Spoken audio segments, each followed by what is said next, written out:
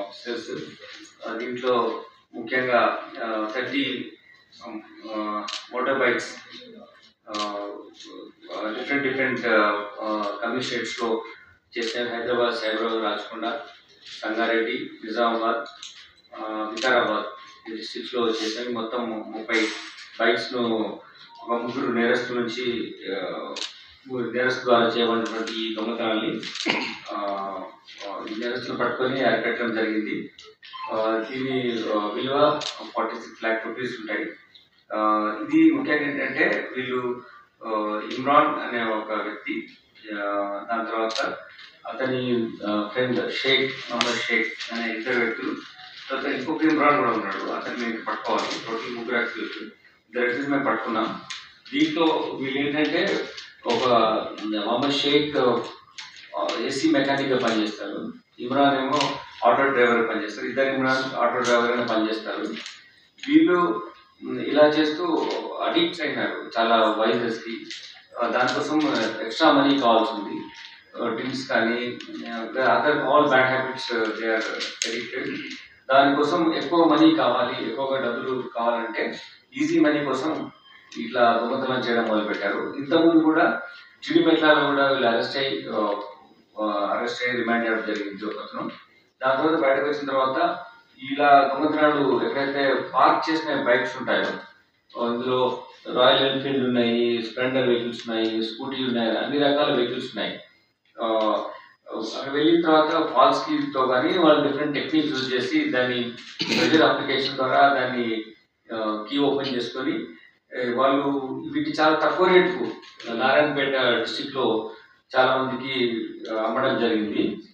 వీటిని వీళ్ళు చేసిన తర్వాత మళ్ళీ దొంగతనం చేయాలని వచ్చేసి మన ఇక్కడ వచ్చినప్పుడు నాగోల్ ఏరియాలో మన మున్సిపల్ పోలీసులు వెహికల్ చెకింగ్ చేసే సందర్భంగా ఇలా పట్టుకోవడం జరిగింది. ఎక్కువ వెహికల్స్ అమ్మాలి, దొంగతనం చేసే ఒక ప్లాన్తో వచ్చినప్పుడు మా ఇక్కడ ఉన్నటువంటి Vikram Reddy SI, DSI, and then Guruswamy DI, వీళ్ళతో team Srisailam, Anil, 2 constable officers వీళ్ళని పట్టుకోవడం జరిగింది.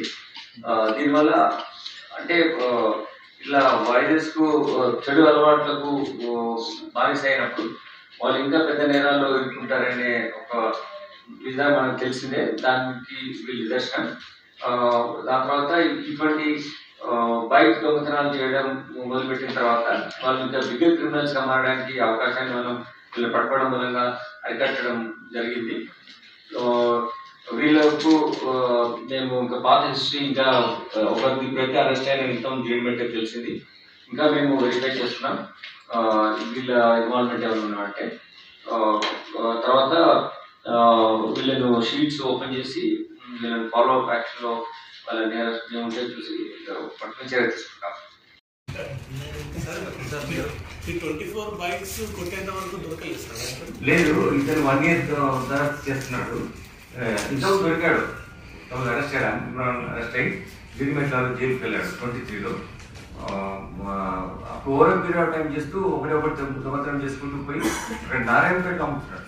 నారాయణపేటలో అమ్మి తక్కువ రేటుకు ఊళ్ళలో అక్కడైనా తిరుగుతారు కాబట్టి మనకి చెకింగ్స్ తక్కువ ఉంటాయి కాబట్టి 5,000కు 10,000కు అమ్మి వస్తున్నారు.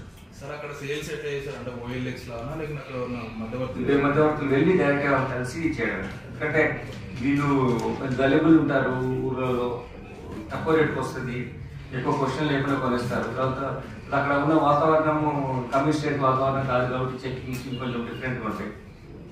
అట్లా ఉండడం మూలంగా వాళ్ళు కొంచెం ఈజీ సేఫ్. బట్ ఎప్పుడైతే తప్పకుండా పట్టుబడతారు ఎటువంటి చేస్తాం. ఓన్లీ టైం, ఒకరోజు సిటీలో అయితే కొంచెం తొందర పడవచ్చు, దూరం అయితే కొంచెం 6 నెలలు 7 నెలలు పట్టచ్చు. ఇదంతా 1 year కిందనే కొన్ని 6 నెలలు 3 నెలలు కూడా అయినవి ఉన్నాయి vehicles. So can be caught ఇట్లా ఇన్వాల్వ్ చేస్తే. ఓన్లీ బుల్లెట్ వెహికల్స్ కొడుతున్నారు.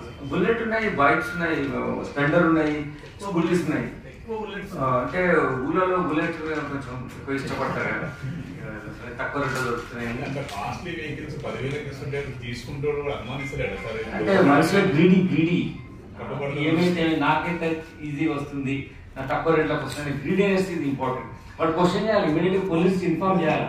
బాధ్యత పౌరుడిగా ఒక ఇంత కాస్ట్లీ 2 లక్షలు ఉన్న వెహికల్ నీకు 15,000, 20,000, 50,000 అమ్ముతున్నాడంటే నువ్వు ఏదో చెప్తాడు, పాతది ఏదో అప్పులో ఉన్నాను, అర్జెంటుగా సేల్స్ ఏదో ఏదో చెప్తారు, కన్విన్స్ చేస్తారు. వాళ్ళకి కూడా ఐడియా ఉంటుంది, కానీ ఇక చీప్లో వస్తుంది కదా అని తీసుకోవడం.